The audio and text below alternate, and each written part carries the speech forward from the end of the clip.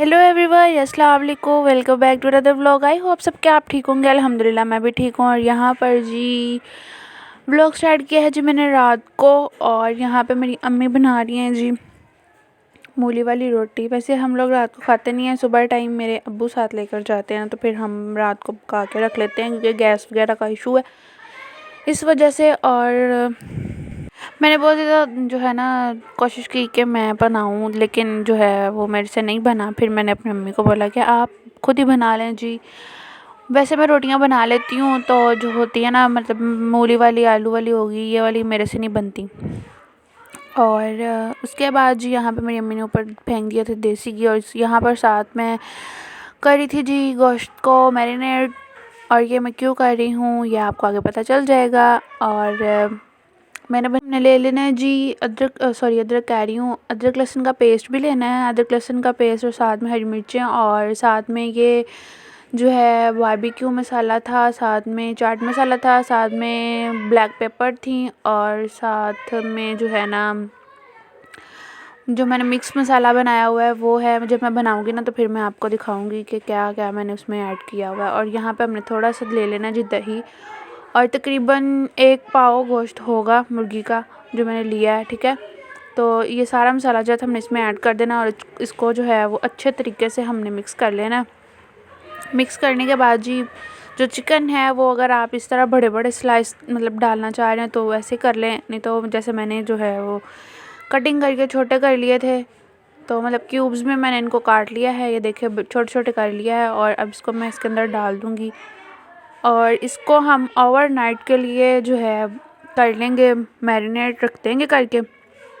अगर आप लोग के पास टाइम कम है तो बनाने से पहले जो है ना घंटा 1.5 घंटा आपने पहले रख लेना। और यहाँ पर मैं बना रही हूँ जी क्या पिज़्ज़ा बन और साथ में चिकन शाशलिक बना रही हूँ मैं। यहाँ पे हमने ले लेने हैं जी 2 बन बर्गर वाले, ठीक है। और साथ में हमने क्या लेना है जी शिमला मिर्च काट लेनी है और साथ में हमने लेना है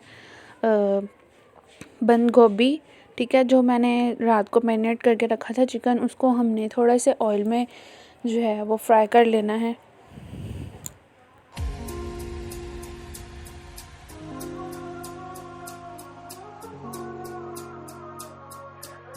इसको हम फ्राई होने के लिए रख देंगे, ठीक है।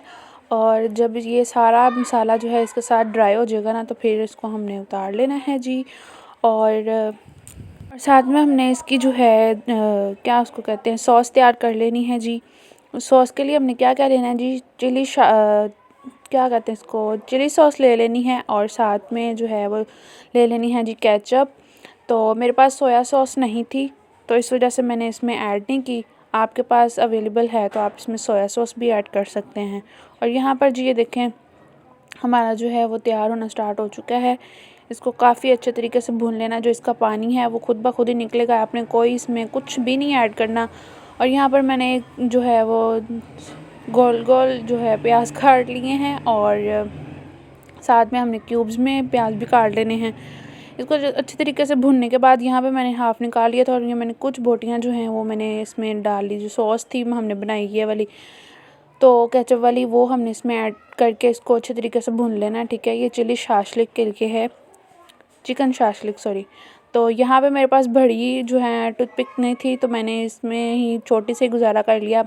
और इसको हमने फ्राई होने के लिए रख देना है और साथ में कोयले को गर्म कर लेना है, तो कोयले की भाप देंगे इसको, ठीक है।